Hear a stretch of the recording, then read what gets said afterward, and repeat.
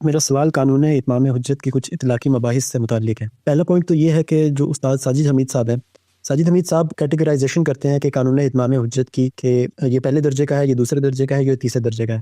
وہ یہ کہتے ہیں کہ جن ممالک کی طرف خطوط بھیجے گئے، جن ریاستوں کی طرف خطوط بھیجے گئے، ان کا تیسرے درجے کا اتمام حجت ہے، وہ اس درجے کا نہیں ہے جس درجے کا مکہ کے مشرکین کا اور اہل کتاب کا ہے۔ اسی سے ریلیٹڈ بات یہ ہے کہ جو اولین مخاطبین ہیں وہ تو اس کے سب سے پہلے حقدار ہیں کہ ان کے اوپر اتمام حجت ہو اور ان کے اوپر سزا یا جزا نافذ ہو۔ اسی طرح اگر آپ حضرت عیسیٰ علیہ السلام کی بات دیکھیں تو آپ غامدی صاحب فرماتے ہیں کہ ٹیٹس رومی جو تھا وہ آیا 70 عیسوی کے اندر اور اس نے وہ قانون اتمام حجت کی جو سزا ہے وہ ان پر نافذ کی، لیکن 70 عیسوی اور حضرت عیسیٰ علیہ السلام کی وفات میں کم از کم بھی 40 سے 50 سال کا فاصلہ ہے۔ تو کیا اولین مخاطبین کے اوپر وہ سزا نافذ نہیں ہوئی؟ اور اگر ہوئی ہے تو وہ کب ہوئی ہے اور وہ کیسے ہوئی ہے؟ اس میں دوسری بات یہ ہے کہ کیا آپ بھی اس کیٹیگرائزیشن کو مانتے ہیں جو استاد ساجد حمید صاحب نے کی ہے؟ شکریہ جی، مجھے نہیں معلوم انہوں نے کیا کیٹیگرائزیشن کی ہے، لیکن یہ جو استدلال آپ نے بیان کیا ہے کہ قانون اتمام حجت کے تحت 3 درجات اگر کوئی صاحب علم بیان کرتا ہے تو اس پر میں اپنی رائے اور گزارشات پیش کر دیتا ہوں، اسی درخواست کے ساتھ کہ میرے علم میں نہیں ہے کہ ان کا پورا مکمل استدلال کیا ہے، ان کے دلائل سے میں واقف نہیں ہوں کہ وہ کیا کہتے ہیں، لیکن یہ جو نقطہ نظر ہے اس کو میں درست نہیں سمجھتا۔ اس کی وجہ یہ ہے کہ اتمام حجت جو ہے اس کو پہلے سمجھ لینا چاہیے کہ اتمام حجت ہر وقت ہو رہا ہے، آج بھی ہو رہا ہے، اور پیغمبر کی موجودگی میں بھی ہوتا ہے۔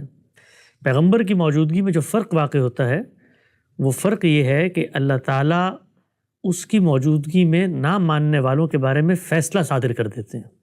اتمام حجت تو آج بھی ہو رہا ہے، ہر وہ شخص جو دنیا میں آتا ہے اس کو اللہ تعالیٰ نے فطرت میں ہدایت دی ہے، آفاق و انفس کی نشانیاں موجود ہیں۔ مجھے نہیں پتا کس شخص کے اوپر کس درجے میں ہو گیا، کس پر نہیں ہو گیا، لیکن ہو رہا ہے، آج بھی ہو رہا ہے۔ وہ فیصلہ نہیں ہوتا اس کے حق میں آج کہ اگر اتمام حجت کے باوجود وہ انکار کرتا ہے تو اس پر دنیا میں سزا کا نفاذ کر دیا جائے۔ پیغمبر کی موجودگی میں نفاذ ہو جاتا ہے، لیکن کیا پیغمبر اپنی صحیح اپنی جدوجہد سے یہ درجات مقرر کرتے ہیں کہ پہلے درجے کا اتمام حجت میں کروں گا، دوسرے درجے کا اتمام حجت صحابہ کریں گے؟ ایسا ہرگز نہیں ہوتا۔ پیغمبر کا وجود اور پیغمبر کے ساتھ خدا کی مائیت کا ظہور اور پیغمبر کا دعویٰ، یہ دعویٰ کرنے کے بعد لوگوں پر یہ لازم آ رہا تھا کہ وہ آئیں اور پیغمبر کے سامنے اپنے عذر پیش کریں۔ پیغمبر نے تو یہ عین ممکن ہے کہ جزیرہ نما عرب کے بھی گھر گھر جا کے منادی نہ کی ہو، اور یہ حقیقت ہے۔ آپ نے تو ہر جگہ پر جا کے خود جزیرہ نما عرب کے اندر گھر گھر کو کھٹکھٹا کر ایک دوسرے سے بات نہیں کی، بلکہ ایک جگہ پر بیٹھ کے ایک دعویٰ کیا ہے۔ اس دعوے کی خبر البتہ سب تک پہنچ چکی ہے۔ وہ خبر پہنچنے کے بعد انہوں نے کیا رویہ اختیار کیا ہے، کیا انہوں نے اس خبر کو پہنچنے کے بعد تحقیق کی، پیغمبر کے پاس آئے، اپنے آزار پیش کیے، ان سے کوئی تبادلہ خیالات کیے؟ یہ ان کی ذمہ داری تھی، یہ پیغمبر کی ذمہ داری نہیں تھی کہ وہ ہر شخص کو پکڑیں اور اس کے کان میں پورا کا پورا قرآن مجید پڑھ کے سنائیں اور کہیں کہ اب تم کوئی اشکال ہے تو میرے سامنے پیش کرو، پھر اس کے نتیجے میں اتمام حجت کر دوں گا۔ ایسا نہیں ہوتا۔ پیغمبر کا وجود ہی اتمام حجت کی علامت ہے۔ جب وہ وجود آ گیا ہے تو اب لوگوں کی ذمہ داری ہے کہ وہ آئیں، اور اگر انہیں پیغمبر کے اس دعوے کے اوپر کوئی تردد ہے تو اس کو پیش کریں۔ تو یہ جو گرد و پیش کی ریاستیں ہیں، ان کو رسالت مآب صلی اللہ علیہ وسلم نے خطوط لکھے ہیں، اور خطوط لکھ کے اس واقعے کی خبر پہنچا دی ہے کہ پیغمبر مبعوث ہو چکا ہے، اسلام لے آؤ، اسی میں سلامتی ہے۔ ہو گیا اتمام حجت، پیغمبر کے وجود سے اتمام حجت ہو گیا، وہاں اس کے کھڑے ہو کر خدا کا علم بلند کرنے سے اتمام حجت ہو گیا۔ وہ پیغمبر ہے، وہ رسالت کا دعویٰ کر رہا ہے۔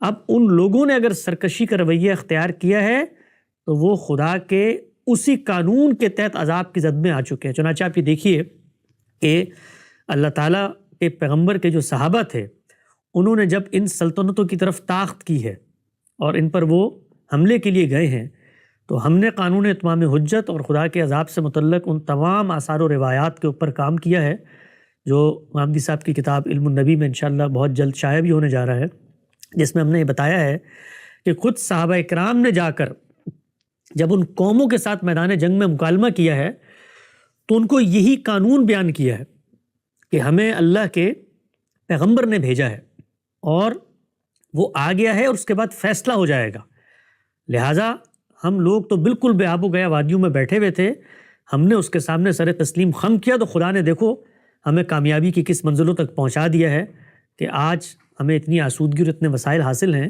سو قادسیہ کے میدان کے اندر آپ اگر ان کا مکالمہ دیکھیں جو مغیرہ بن شعبہ نے تقریر کی صورت میں اس دور کے حکمرانوں کے سامنے پیش کیا ہے, تو اس میں اسی قانون کا حوالہ دیا ہے.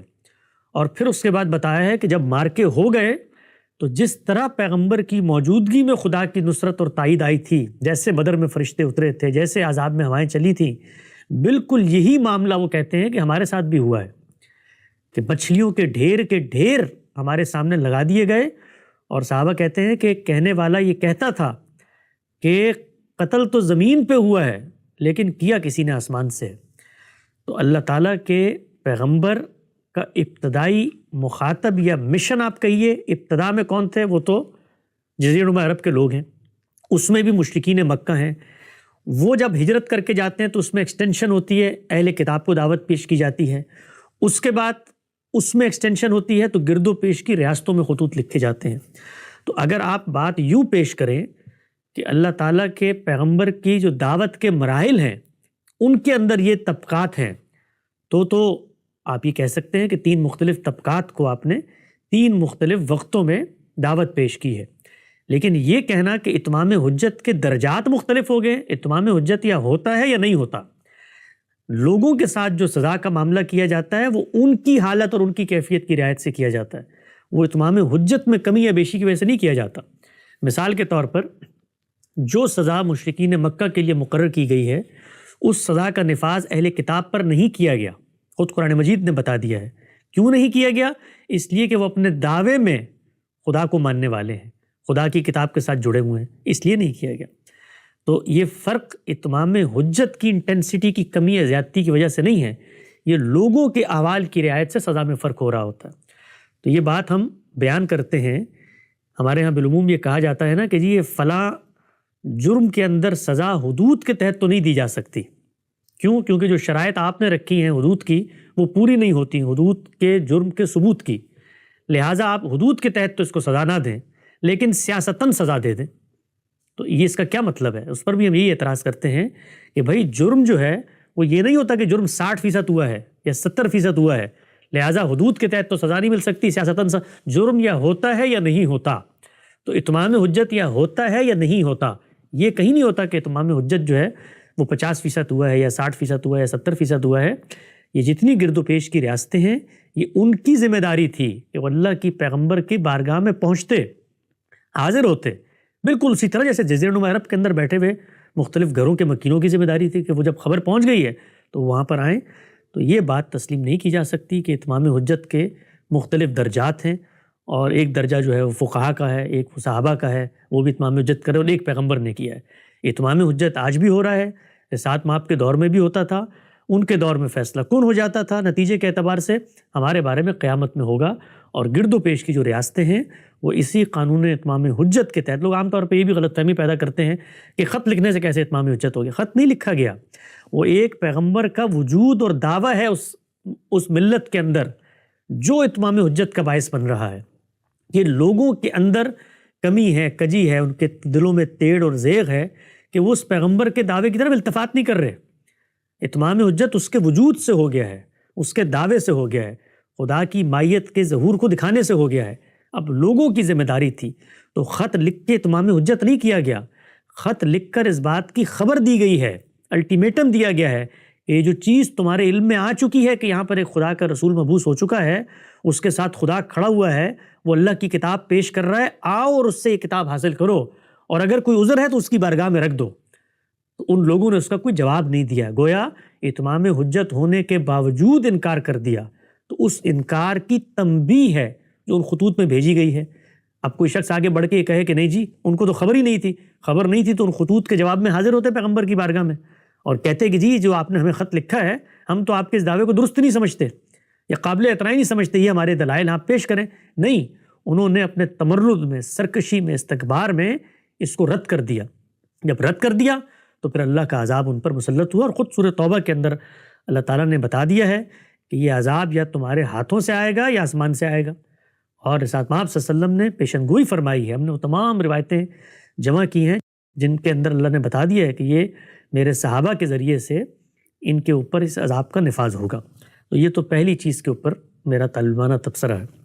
جہاں تک دوسری بات کا تعلق ہے کہ سیدنا مسیح کے دور کے اندر یہ جو تیتس رومی کی صورت میں عذاب آیا ہے، تو وہ مثال کے طور پہ جو نسل موجود ہے، نسل تو موجود ہے، اس لیے کہ اتنی عمر تو بالعموم ہوتی ہے، 70-80 سال وہی نسل ہے جس نسل کے اوپر وہ عذاب آیا، بلکہ خود بائبل کے اندر آتا ہے کہ جو بچہ ہے یا بوڑھا نہیں ہوگا اس سے پہلے یہ عذاب آ جائے گا۔ تو اس دوران کوئی لوگ دنیا سے رخصت ہو گئے ہیں، تو یہ تو پیغمبر رسالت مآب صلی اللہ علیہ وسلم کے اتمام حجت کے دوران بھی لوگ طبعی موت مر رہے تھے مکہ کے اندر۔ غزوہ بدر کے بعد بھی بہت سارے لوگ ہیں، اور وہ موت و حیات کا کارخانہ تو چل رہا ہوتا ہے۔ تو خدا کے جو عمومی قوانین ہیں وہ تو جاری ہیں، اس میں لوگ مر بھی رہے ہیں، اس میں لوگ پیدا بھی ہو رہے ہیں۔ خود رسالت مآب صلی اللہ علیہ وسلم کے عہد کے اندر آپ سوچیں نا، 63 سال آپ نے گزارے ہیں، آخر کو نئے لوگ پیدا بھی ہوئے ہوں گے، آپ کے انتقال سے 2-4 سال پہلے بھی پیدا ہوئے ہوں گے۔ تو یہ کام اپنی جگہ پر ہو رہا ہوتا ہے، سیدنا مسیح کے دور میں بھی ہو رہا تھا۔ ممکن ہے ان کے مخاطبین میں سے کئی لوگ ہوں جو فطری طور پہ دنیا کے قوانین کے تحت انتقال کر گئے ہوں، ان کے ساتھ پھر آخرت میں اللہ تعالیٰ اسی رعایت سے معاملہ کریں گے کہ یہ پیغمبر کے اتمام حجت کے انکار کے بعد یہ آیا ہے، تو اس کا عذر قابل قبول نہیں ہوگا یا قابل مسموع نہیں ہوگا۔ باقی سیدنا مسیح کے عہد میں جو عذاب آیا وہ اسی نسل کے اوپر آیا جس پر انہوں نے اتمام حجت کیا تھا۔